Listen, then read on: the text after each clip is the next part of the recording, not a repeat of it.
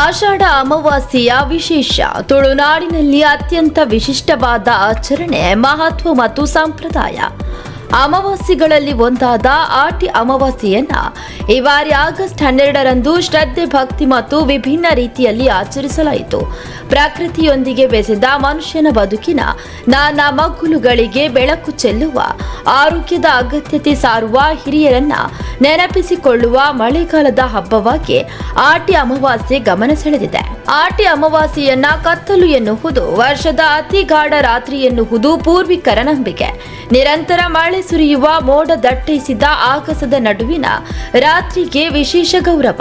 ಆಟಿ ಅಮಾವಾಸ್ಯೆಯಂದು ಹಾಲೆ ಮರದ ಕಷಾಯವನ್ನ ಕುಡಿಯುವ ಮೂಲಕ ದೇಹಕ್ಕೆ ಶಕ್ತಿಯನ್ನ ತುಂಬಿಕೊಳ್ಳುವುದು, ತೀರ್ಥ ಸ್ನಾನದ ಮೂಲಕ ಪವಿತ್ರಗೊಳ್ಳುವುದು ಮತ್ತು ರಾತ್ರಿ ಹಿರಿಯರಿಗೆ ಅಗಿಲು ಬಡಿಸಿ ನೆನಪಿಸಿಕೊಳ್ಳುವುದು ವಾಡಿಕೆಯಲ್ಲಿ ಬಂದ ಕ್ರಮಗಳು.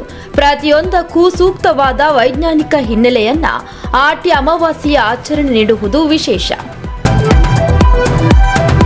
ಜೂನಿಯರ್ ಅಥ್ಲೆಟಿಕ್ನಲ್ಲಿ ಬೆಳ್ಳಿ ಪದಕ, ವಾಗ್ದೇವಿ ಸಂಸ್ಥೆಯ ಮಿಥಾಲಿಯ ಸಾಧನೆಯ ಮೈಲಿಗಲ್ಲು. ಶಿವಮೊಗ್ಗ ಜಿಲ್ಲೆ ತೀರ್ಥಹಳ್ಳಿ ತಾಲೂಕಿನ ವಾಗ್ದೇವಿ ಸಂಸ್ಥೆಯ ವಿದ್ಯಾರ್ಥಿನಿ ಮಿಥಾಲಿ ಆಗಸ್ಟ್ 11ರಂದು ಬೆಂಗಳೂರಿನ ಕಂಠೀರವ ಕ್ರೀಡಾಂಗಣದಲ್ಲಿ ನಡೆದ 18 ವರ್ಷ ವಯೋಮಿತಿ ಒಳಗಿನ Karnataka state junior athletic meet 2026 ಇದರಲ್ಲೇ ಗುಂಡು ಎಸೆತ ಸ್ಪರ್ಧೆಯಲ್ಲಿ ಭಾಗವಹಿಸಿ ಅತ್ಯುತ್ತಮ ಪ್ರದರ್ಶನವನ್ನು ನೀಡಿ ರಾಜ್ಯಕ್ಕೆ ದ್ವಿತೀಯ ಸ್ಥಾನವನ್ನು ಪಡೆದು ಬೆಳ್ಳಿ ಪದಕವನ್ನು ಮುಡಿಗೇರಿಸಿಕೊಂಡಿದ್ದಾರೆ. ತಗಡವಳ್ಳಿಯ ಗೀತಾ ಹಾಗೂ ಶಶಿನಾಥ ದಂಪತಿಗಳ ಪುತ್ರಿಯಾದ ಇವರ ಈ ಸಾಧನೆಗೆ ಶಿಕ್ಷಣ ಸಂಸ್ಥೆ ಹಾಗೂ ಪೋಷಕರಿಗೆ ಕೀರ್ತಿಯನ್ನು ತಂದಿದ್ದಾರೆ. ಅಕ್ರಮವಾಗಿ ಸಾಗಿಸುತ್ತಿದ್ದ 4 ಗೋವುಗಳ ರಕ್ಷಣೆ, 2 ಆರೋಪಿಗಳ ಬಂಧನ. ಕೊಪ್ಪ ಪೊಲೀಸರ ಕಾರ್ಯಾಚರಣೆ, ವಾಹನ ವಶಕ್ಕೆ, ಗೋವುಗಳು ಸುರಕ್ಷಿತ.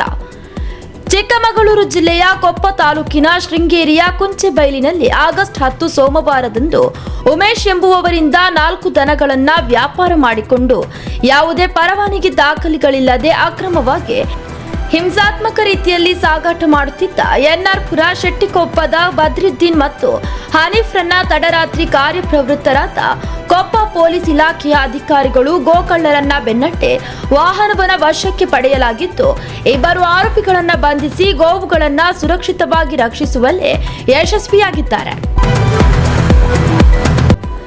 ತೀರ್ಥಹಳ್ಳಿಯಲ್ಲಿ ತಿರಂಗ ಯಾತ್ರೆ, ತ್ರಿವರ್ಣದೊಂದಿಗೆ ದೇಶಭಕ್ತಿಯ ಹೆಜ್ಜೆ, ತ್ರಿವರ್ಣದೊಂದಿಗೆ ರಾಷ್ಟ್ರ ಸೇವೆ. ಆಗಸ್ಟ್ 12ರಂದು ಬೃಹತ್ ತಿರಂಗ ಯಾತ್ರೆ ಹಾಗೂ ಹರ್ ಘರ್ ತಿರಂಗ ಅಭಿಯಾನದ ಹಿನ್ನೆಲೆ ಬಿಜೆಪಿ ಯುವ ಮೋರ್ಚಾದಿಂದ ಬೆಳಿಗ್ಗೆ 10 ಗಂಟೆಗೆ ನಗರದ ಮುಖ್ಯ ಬಸ್ ನಿಲ್ದಾಣ ಕೊಪ್ಪ ಸರ್ಕಲ್ ಮಾರ್ಗವಾಗಿ ಆಗುಂಬೆ ನಿಲ್ದಾಣ ಕೊಪ್ಪ ಸರ್ಕಲ್ ಮಾರ್ಗವಾಗಿ ಆಗುಂಬೆ ಸರ್ಕಲ್ ಬಳಿ ಶಾಸಕ ಆರಗ ಜ್ಞಾನೇಂದ್ರರವರು ಯೋಧರು ಹಾಗೂ ಸ್ವಾತಂತ್ರ್ಯ ಹೋರಾಟಗಾರರನ್ನ ನೆನಪಿಸಿಕೊಂಡು ಗೌರವವನ್ನ ಸಲ್ಲಿಸಲಾಯಿತು.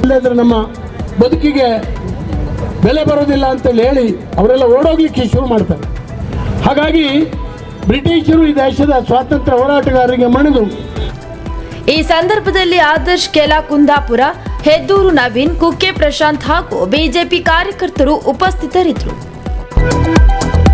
ಶಿವಮೊಗ್ಗ ಸಿಟಿಯಲ್ಲಿ ತಿರಂಗ ಯಾತ್ರೆ, ಬೈಕ್ ರ್ಯಾಲಿ. ಸ್ವಾತಂತ್ರ್ಯ ದಿನಾಚರಣೆ ಹಾಗೂ ಹರ್ ಘರ್ ತಿರಂಗ ಅಭಿಯಾನದ ಹಿನ್ನೆಲೆ ಬಿಜೆಪಿ ಜಿಲ್ಲಾ ಯುವ ಮೋರ್ಚಾದಿಂದ ತಿರಂಗ ಯಾತ್ರೆ, ಬೈಕ್ ರ್ಯಾಲಿಯನ್ನ ಆಯೋಜಿಸಲಾಗಿತ್ತು. ನಗರದ ಅಲ್ಲಮ ಪ್ರಭು ಮೈದಾನದಲ್ಲಿ ಬೈಕ್ ರ್ಯಾಲಿ ಆರಂಭಿಸಲಾಯಿತು. ಭಾರತ ಮಾತೆಯ ಭಾವಚಿತ್ರಕ್ಕೆ ಪುಷ್ಪಾರ್ಚನೆಯನ್ನ ಮಾಡಿ ಶಾಸಕ ಎಸ್ಎನ್ ಚನ್ನಬಸಪ್ಪ ಅವರು ಈ ಬೈಕ್ ರ್ಯಾಲಿಗೆ ಚಾಲನೆಯನ್ನ ನೀಡಿದರು. ವಿಧಾನ ಪರಿಷತ್ ಸದಸ್ಯರಾದ ಡಾಕ್ಟರ್ ಧನಂಜಯ ಸರ್ಜಿ, ಬಿಜೆಪಿ ಜಿಲ್ಲಾಧ್ಯಕ್ಷರಾದ ಜಗದೀಶ್, ಯುವ ಮೋರ್ಚಾ ಜಿಲ್ಲಾಧ್ಯಕ್ಷರಾದ ಪ್ರಶಾಂತ್ ಕುಕ್ಕೆ, ಪ್ರಮುಖರಾದ ಎಸ್ ದತ್ತಾತ್ರಿ, ಜ್ಞಾನೇಶ್ವರ್, ಮೋಹನ್ ರೆಡ್ಡಿ ಸೇರಿದಂತೆ ಹಲವರು ಬೈಕ್ ರ್ಯಾಲಿಯಲ್ಲಿ ಪಾಲ್ಗೊಂಡಿದ್ದರು. ಕೊಪ್ಪ ಶೃಂಗೇರಿ ರಸ್ತೆಯಲ್ಲಿ ವಾಹನ ಸಂಚಾರ ದುಸ್ತರ, ರಾಜಕಾರಣಿಗಳ ವಿರುದ್ಧ ಜನರ ಆಕ್ರೋಶ. ಚಿಕ್ಕಮಗಳೂರು ಜಿಲ್ಲೆಯ ಕೊಪ್ಪ ತಾಲೂಕಿನಲ್ಲಿ ಕೊಪ್ಪ ಬಸ್ ನಿಲ್ದಾಣದಿಂದ ಶೃಂಗೇರಿ ತೀರ್ಥಹಳ್ಳಿ ದ್ವಾರದವರೆಗಿನ ರಸ್ತೆ ವಾಹನ ಸವಾರರಿಗೆ ತೀವ್ರ ತೊಂದರೆಯಾಗಿ ಪರಿಣಮಿಸಿದೆ. ರಸ್ತೆಯ ಹಲವು ಭಾಗಗಳಲ್ಲಿ ಗುಂಡಿಗಳು ಬಿದ್ದಿದ್ದು, ಮಳೆಗಾಲದಲ್ಲಿ ಪರಿಸ್ಥಿತಿ ಮತ್ತಷ್ಟು ಹದಗೆಟ್ಟಿದೆ. ವಾಹನ ಸವಾರರು ನಿಧಾನವಾಗಿ ಸಂಚರಿಸುವ ಅನಿವಾರ್ಯತೆ ಎದುರಾಗಿದೆ. ರಸ್ತೆಯ ದುಸ್ಥಿತಿಯಿಂದಾಗಿ ದಿನನಿತ್ಯ ಸಂಚರಿಸುವ ಸಾರ್ವಜನಿಕರು ಹಾಗೂ ಶಾಲಾ ಕಾಲೇಜು ವಿದ್ಯಾರ್ಥಿಗಳು ಸಮಸ್ಯೆಯನ್ನ ಎದುರಿಸುತ್ತಿದ್ದಾರೆ. ರಾತ್ರಿ ವೇಳೆಯಲ್ಲೇ ಗುಂಡಿಗಳು ಸರಿಯಾಗಿ ಕಾಣಿಸದೆ ಅಪಘಾತದ ಆತಂಕವೂ ಹೆಚ್ಚಾಗಿದೆ ಎಂದು ಸ್ಥಳೀಯರು ಅಸಮಾಧಾನವನ್ನ ವ್ಯಕ್ತಪಡಿಸಿದ್ದಾರೆ. ಶಿವಮೊಗ್ಗದಲ್ಲಿ ಬೃಹತ್ ಉದ್ಯೋಗ ಮೇಳ ಹಾಗೂ ನೇರ ಸಂದರ್ಶನ. ಜಿಲ್ಲಾ ಉದ್ಯೋಗ ವಿನಿಮಯ ಕಚೇರಿ ಗುತ್ಯಪ್ಪ ಕಾಲನಿ ಸಾಗರ ರಸ್ತೆ ಶಿವಮೊಗ್ಗದಲ್ಲಿ ಆಗಸ್ಟ್ 14 ಬೆಳಿಗ್ಗೆ 10 ಗಂಟೆಗೆ ಉದ್ಯೋಗ ಮೇಳವು ನಡೆಯಲಿದ್ದು, ವಯೋಮಿತಿ 18 ರಿಂದ 30 ವರ್ಷದೊಳಗಿನವರು, ಎಸ್ಎಸ್ಎಲ್ಸಿ ಹಾಗೂ ಪಿಯುಸಿ ಅಥವಾ ಯಾವುದೇ ಪದವೀಧರರು ಈ ಉದ್ಯೋಗ ಮೇಳದಲ್ಲಿ ಭಾಗವಹಿಸಲು ಸಂಪೂರ್ಣ ಅವಕಾಶವಿದ್ದು, ಉಚಿತ ಪ್ರವೇಶ ಇರುವುದರಿಂದ ಉದ್ಯೋಗಾಕಾಂಕ್ಷಿಗಳು ತಮ್ಮ ಅಗತ್ಯ ದಾಖಲೆಗಳೊಂದಿಗೆ ನೇರ ಸಂದರ್ಶನದಲ್ಲಿ ಭಾಗವಹಿಸಬೇಕಾಗಿ ತಿಳಿಸಲಾಗಿದೆ. ಇತಿಹಾಸ ಪ್ರಸಿದ್ಧ ಕೆಂಚನಾಲ ಮಾರಿಕಾಂಬಾ ದೇವಿಯ ಜಾತ್ರಾ ಮಹೋತ್ಸವ.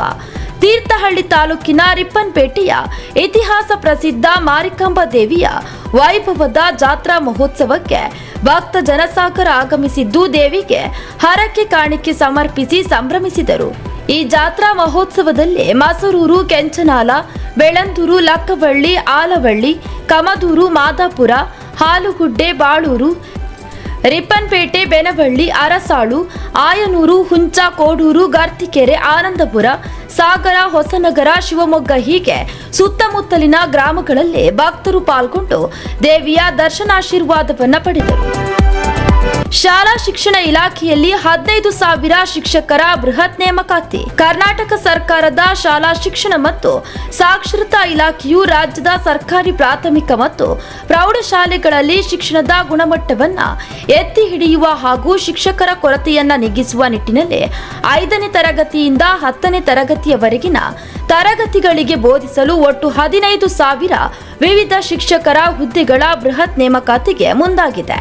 ಉದ್ಯೋಗಕ್ಕಾಗಿ ವರ್ಷಗಳಿಂದ ಕಾಯುತ್ತಿರುವ ಹಾಗೂ ಶಿಕ್ಷಕರ ಅರ್ಹತಾ ಪರೀಕ್ಷೆ ಅಂದರೆ ಟಿಇಟಿ ಬರೆದು ಉತ್ತೀರ್ಣರಾಗಿರುವ ಸಾವಿರಾರು ಯುವ ಜನರಿಗೆ ಹಾಗೂ ಬಿಎಡ್ ಮತ್ತು ಸಂಬಂಧಿಸಿದ ವಿದ್ಯಾಭ್ಯಾಸ ಮುಗಿಸಿದ ಅಭ್ಯರ್ಥಿಗಳಿಗೆ ಈ ಪ್ರಕಟಣೆಯು ಬಹುದೊಡ್ಡ ಸುವರ್ಣಾವಕಾಶವನ್ನು ತಂದುಕೊಟ್ಟಿದೆ. ರಾಜ್ಯದಲ್ಲಿ ತಂಬಾಕು, ಗುಟ್ಕಾ, ಪಾನ್ ಮಸಾಲ ನಿಷೇಧಿಸಿ ಸರ್ಕಾರದಿಂದ ಆದೇಶ. ಕರ್ನಾಟಕ ಸರ್ಕಾರವು ರಾಜ್ಯಾದ್ಯಂತ ತಂಬಾಕು ಮತ್ತು ನಿಕೋಟಿನ್ ಹೊಂದಿರುವ ಗುಟ್ಕಾ, ಪಾನ್ ಮಸಾಲ ಹಾಗೂ ಇತರ ನಿಷೇಧಿತ ಉತ್ಪನ್ನಗಳ ತಯಾರಿಕೆ, ಸಂಗ್ರಹಣೆ, ಸಾರಿಗೆ, ವಿತರಣೆ ಮತ್ತು ಮಾರಾಟವನ್ನು ಸಂಪೂರ್ಣವಾಗಿ ನಿಷೇಧಿಸಿದೆ. ಸಾರ್ವಜನಿಕ ಆರೋಗ್ಯದ ಹಿತದೃಷ್ಟಿಯಿಂದ ಆಹಾರ ಸುರಕ್ಷತೆ ಮತ್ತು ಗುಣಮಟ್ಟ ಕಾಯ್ದೆ 2006ರ ನಿಯಮಗಳ ಅಡಿಯಲ್ಲಿ ಈ ಕಟ್ಟುನಿಟ್ಟಿನ ಕ್ರಮಗಳನ್ನು ಕೈಗೊಳ್ಳಲಾಗಿದೆ.